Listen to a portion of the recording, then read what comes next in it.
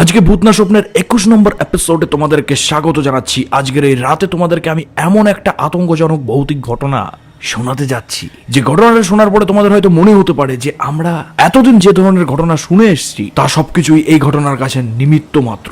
তাই তোমাদেরকে আমি আগে থেকেই সাবধান বাণী দিয়ে রাখছি, কানে কিন্তু অতি অবশ্যই হেডফোনটি পরে রেখো এবং কাছে যদি কোনো কোলবালিশ থাকে সেটাকে শক্ত করে জড়িয়ে ধরো এবং আমার এই গল্পটির সাথে আরো ডিপলি ইনভলভ হতে থাকো। তো বেশি কথা বলেছি না, আমি গল্পের মধ্যে তাড়াতাড়ি জাম্প করছি, কিন্তু তার আগে ছোট্ট একটা রিকোয়েস্ট। আমি তোমাদের বন্ধু রাহুল বলছি, আমার এই চ্যানেলে তোমাদেরকে স্বাগত এবং এই ভিডিওটিতে একটি লাইক করো এবং তাই সাথে আমি ভিডিওটি শুরু করছি। আজকের গল্প কথায় কথায় ভূত। জীবনে কত অবাক ব্যাপার দেখলাম, সরাসরি ভূত কখনো দেখলাম না। তোমরা নিশ্চয়ই জানো যে ভূতের গল্প মানেই হলো আমি দেখিনি, তবে একজন বলেছিলেন আমি তেমনই গল্প শোনাবো। যারা দেখেছিলেন তাদের কাছ থেকেই শোনা, যেমনটি শুনেছি তেমনই বলাটা ঠিক হবে। তারা দুটো গল্পের কথা বলেছিলেন, দুটোই বলবো। একটা তো ভীষণ ভয়ের, তবে সেটা যে কোনটা তা তোমাদের উপরে আমি ছেড়ে দিচ্ছি। 1957 থেকে 58 সালে আমি দক্ষিণ কলকাতার একটি স্কুলে 1 বছর পড়াই। সেখানে আমার অনেক বন্ধু বান্ধবী হয়েছিল। কয়েকজন বন্ধুর ছিল বেড়াবার নেশা। প্রতি বছর পুজো আর বড়দিনের ছুটিতে ওরা 4-5 জন দল বেঁধে বেড়াতে যেত। সেবার নতুন বছরে স্কুল খুলতেই দেখি ওরা বেশ চুপচাপ, বেড়ানোর গল্পও করে না, ঘুরতে গিয়ে কোনো ছবিও দেখায় না। বেড়াবার কথা তুলতেই এ ওর পানে চায় আর চুপ করে বসে থাকে। রীতিমতো রহস্য যাকে বলে। অবশেষে সন্ধ্যাবেলায় আমার সব থেকে কাছের বন্ধু যে ছিলেন তার বাড়িতে গেলাম। না, আর তোকে ছাড়া যাবে না। এবারে কি দেখেছিস তা যদি না বলিস তাহলে কিন্তু তোর খবর আছে। তোকে বলতেই হবে সঠিক কথা। কি দেখেছিস সেটা বল। বললো বটে, তবে ওর জাবানিতেই শোনো, সেটাই ঠিক হবে। আসলে আমরা কোথায় কোথায় যাব ভেবে শেষ অবধি বিহারের একটা নাম করা জায়গায় গেলাম। গিয়েই ধাক্কা খেলাম। ওই প্রচণ্ড শীতে ওখানে লোকজন কম আসে, যারা আসে তারা দূরেই থাকে। সেখানে গরম জলের ঝর্ণায় স্নান করে। সেখানে চটি ধর্মশালা সবই প্রায় আছে। আমরা উঠলাম পর্যটন বিভাগের একটি গেস্ট হাউসে। মস্ত দোতলা বাড়ি, একেবারে খালি খালি। 4 জনে একটা ঘরে আছি। চৌকিদারটা বলে গেল, এ বাবু শোনেন না, এই এসছেন যখন তা বেশ ভালো, তা ঘুরবেন ফিরবেন একটু সাবধানে, বুঝলেন কি না? হ্যাঁ, অন্তত সামনের ওই যে নদীটা দেখছেন, ওপারে যে আম বাগান আর ওই ভাঙা মন্দির, সেখানে সরকারি নোটিশ আছে, দেখে নেবেন একবার। আর সূর্য ডুবলে ওদিকে কিন্তু খবরদার যাবেন না, তাহলে বলো রেহাই নেই বলো। কেন চোর ডাকাতের ভয় আছে নাকি? আগে না না, তাহলে কি জীবজন্তুর ভয়? আগে না না, চোর ডাকাত বা জীবজন্তু তা কিছুই নয়। আরে তবে কিসের ভয় সেটা যদি না বলো। এই বলছি, আপনাদের খাবার ঘরে পৌঁছে দেবো তো নাকি? লোকটা কিছু বলতেই চাইল না। তাতেই তো আমাদের ভয় বেড়ে গেল। ঘুটঘুটের রাত, দোতলার সব ঘর বন্ধ, শুধু আমরা কয়েকজন।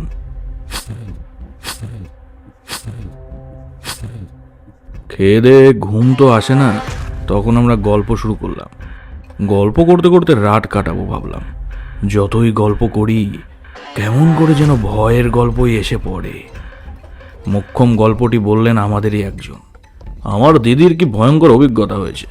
বড় অফিসারের বউ, আর সে ফার্স্ট ক্লাসে চড়ে না। আমি জিজ্ঞাসা করলাম, তা কেন চড়ে না শুনি?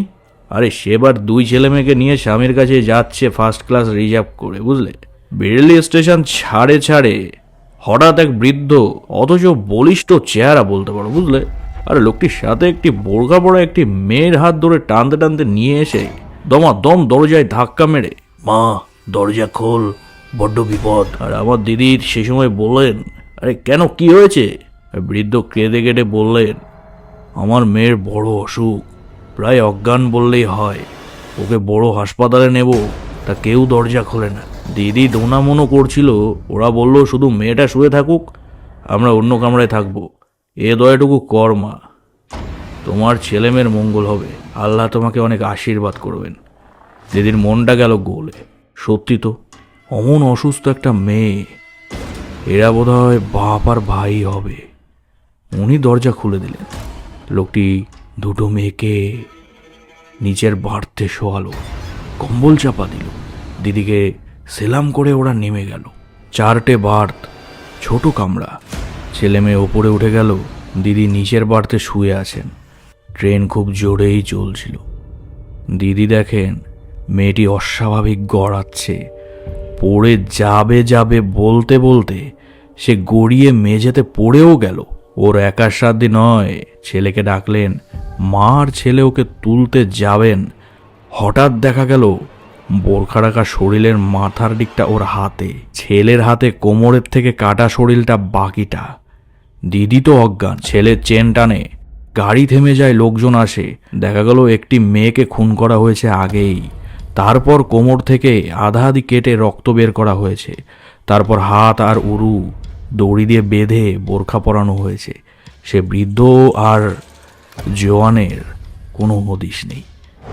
এহেন গল্প শুনে বাকি রাতটা কেঁপে মরি। ঘুম তো হলোই না, কোনো মতে সকাল হয়ে গেলে যেন বাঁচি। সকাল হতে আমরা বেরোলাম ঝর্ণাতলার সন্ধানে। গরম জলে স্নান করে বাজারে বসে গরম পুরি, তরকারি, আচার আর খাসা পেঁড়া পেট ভরে খেয়ে যেন বাঁচলাম। রেস্ট হাউসে ফিরেই লম্বা ঘুম একেবারে বিকেল অবধি। বিকেলে আমরা বেজাই সাহসী। আমরা বললাম, হাঁটতে হাঁটতে নদী পেরোই। একজন বলল, আরে কিন্তু চৌকিদার মশাই যে মানা করলো কালকে। আমরা বললাম, কি হবে, ভূত দেখবো? দেখলে তো ভালোই হয়, এত জায়গা ঘুরি, কই ভূতের দেখা তো পাই না কোথাও। নদী মানে কি ছোট নদী, যতটা বলি ততটা জল নেই, গোড়ালিও ডোবে না যেন। দুটো ছেলে মেয়ে ওই জলই কলসিতে ভরছিল। জল নিয়ে ওরা নদী পেরিয়ে চলে গেল। দূরে পাহাড়ে শীতের বিকাল, আলো পড়ে এসছে। নদী পেরোতেই দেখি ভাঙা মন্দির। মন্দির বলতে 3টে দেওয়াল আর ভিত। তাও ভেতরে গিয়ে দেখলাম দেওয়ালে কোনো কারুকার্য আছে কিনা, কিছুই নেই, শুকনো পাতা আর ধুলোর পাহাড়। বিনাদি বললেন, এই হলো রে তোদের মন্দির দেখা? হলো হলো, তা এবার চল নাকি পেটপুরিতে ঢুকি। হাঁটছি হাঁটছি, সামনে আমবাগান, গাছের গায়ে গাছ, এমন ঝুপসি অন্ধকার যে ভালো করে চোখও চলে না। কোনো মানুষ যে পায়ে হেঁটে যায় তেমন পথের চিহ্নও নেই। গাছের শুকনো ডাল, মরা পাতায় বনতল ঢেকে গেছে। কি আশ্চর্য, কেউ কি এখানে জ্বালানির জন্য কাঠ নিতে আসে না? হঠাৎ লিলি বলল, এই দেখ। সত্যি একটা টিনের বোট, তার গায়ে কি সব লেখা। আমরা এগুলাম। যা লেখা আছে তার বঙ্গানুবাদ হলো, এই জায়গাতেই প্রেতাড়িত বলে মনে করা হয়। এখানে যে বা যাহারা ঢুকবে তারা সদায়িত্বে ঢুকবে, সূর্যাস্তের পর ঢোকা নিষিদ্ধ। আমরা পড়ছি, হঠাৎ যেন গাছগুলো বাতাস পেয়ে চঞ্চল হয়ে উঠল, যেন নিঃশ্বাস ফেলছে পাতাগুলো। বাইরে বাতাস বইছে না, বাগানে গাছগুলোই শুধু দুলছে। আমরা তখনই পেছনে ফিরলাম। পাহাড়ের ওপরে সূর্য নেমে গেছে, তবে আকাশে যেন আভা লেগে আছে। দ্রুত পা চালিয়ে নদীর দিকে যাব। বিনাদি বললেন, এই ওটা কি? মন্দিরের চাতালে জঞ্জালের স্তূপ ঠেলে গেরুয়া রঙের একটি কি যেন উঠে আসছে। ভয়ে আমরা পাথর ধীরে ধীরে উঠে দাঁড়ালো ছোড়া। গেরুয়া আলখাল্লা পরা একটা লোক, মাথায় জটা ঝুলছে, মুখ বোঝায় দাড়ি গোঁফ। সে কোথায় ছিল জানি না। ওই পাতার পাহাড়ের ওপরেই আমরা হাঁটছি। আমরা থমকে দাঁড়িয়ে গেলাম। লোকটা হয়তো লম্বা, কিন্তু অতটাও লম্বা মানুষ হয়? হঠাৎ ও হাত বাড়িয়ে আমাদের হাত নেড়ে ডাকতে থাকে, আর আকাশপানে মুখ তুলে হাহ হাহ করে হাসতে থাকে। হাসিতে কোনো শব্দও নেই, হাসছেও বিভৎস হাসি। হাত বাড়াচ্ছে, ডাকছে আঙুল নেড়ে। আমবাগানের গাছগুলো যেন ক্ষেপে উঠল। গাছগুলো ওর গায়ে আছড়াচ্ছে, বাতাস যেন চাবুক মারছে ওদের। লোকটা নেমে আসছে আমাদের দিকে, যেন ভেসে আসছে কিছুটা বলতে পারো। আমরা প্রাণপণে দৌড় লাগালাম। সূর্য ডুবে গেছে, অন্ধকার নামছে। আমরা দৌড়াচ্ছি। নদী পেরিয়ে সেদিন কেমন করে রেস্ট হাউসে পৌঁছালাম তা আজও জানি না। তারপর বেদম ঝাঁকুনি দিল চৌকিদার, যদি কিছু নাই থাকবে সরকার কেন নোটিশ দেবে? ওই বাগানের ফল কোনো পাখি বা বাদুড়েও খায় না। আর ওই মন্দির, কে জানে কি হবে এখন। এমন ভয় পেলাম, আমরা যে রাতটা কাটিয়ে পরের দিনই চলে এলাম। আম বাগানে বা কেন ঝড় বইল, কাকেই বা দেখলাম, পাগল না বোবা জানি না, আজও জানি না। কিন্তু ভাবতে গেলেই ভয়ে শিউরে উঠি। এরকম চোখে দেখা আধো ভুতুরে গল্প আরও আছে, সেসব কোনোদিন পরেই বলা যাবে। মজা হচ্ছে, পরের বছরই আমার প্রাণের বন্ধু রেবা ও ওর স্বামী হেমন্ত উত্তরবঙ্গে কোথাও বেড়াতে গিয়ে একটা বাঙালি হোটেলে উঠেছিল। রাত তখন 2টো। তখন হঠাৎ বাচ্চার কান্না শুনে চমকে ঘুম ভেঙে যায়। ওরা দেখছিল ওদের দুজনের মাঝখানে একটি 1 বছরের বাচ্চা হামাগুড়ি দিয়ে কাঁদতে কাঁদতে জায়গা খুঁজছে। ঘরের জানালা দরজা প্রবল শীতেই বন্ধ ছিল। ছেলেটা একটু যেন ভেসে ভেসেই আসছিল বাতাসে হামাগুড়ি দিয়ে, নইলে আর কি। তারপর তার মা অবধি ওইভাবেই এসছিল, মা আর ছেলের ঘাড় ভাঙা লটকানো। তা সে গল্প পরে কোনোদিন বলা যাবে। আজকের জন্য এইটুকুনি শেষ করছি। গল্পটা একটু ছোটোর মধ্যে আজকে বানানোর চেষ্টা করলাম, যেহেতু গল্পটার মধ্যে যে কটা কথা আমি বলেছি, যে কটা ঘটনা আমি তোমাদেরকে বলেছি, এর মধ্যে একটাও ফেক নয়, এই সমস্ত কিছুই ঘটেছে। হ্যাঁ, সত্যি কথা বলতে আমার এই চ্যানেলে এবং আমার এই চ্যানেলের অ্যাবাউট সেকশনে আমার পার্সোনাল মেল আইডিটি দেওয়া রইল।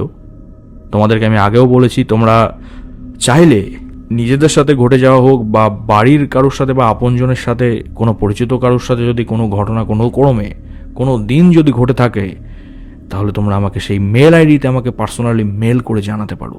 আমি তোমাদের প্রিয় ঘটনাটি আমি এই চ্যানেলে একটি এপিসোডের মাধ্যমে তুলে ধরবো তোমাদের সামনে। তো আজকে আর বেশি কথা বাড়ছি না। এতক্ষণ আমি তোমাদের সাথে ছিলাম তোমাদের বন্ধু রাহুল। দেখা হচ্ছে আবার পরবর্তী কোনো এপিসোডে। ততদিনের জন্য ভালো থাকো, সুস্থ থাকো। Good night.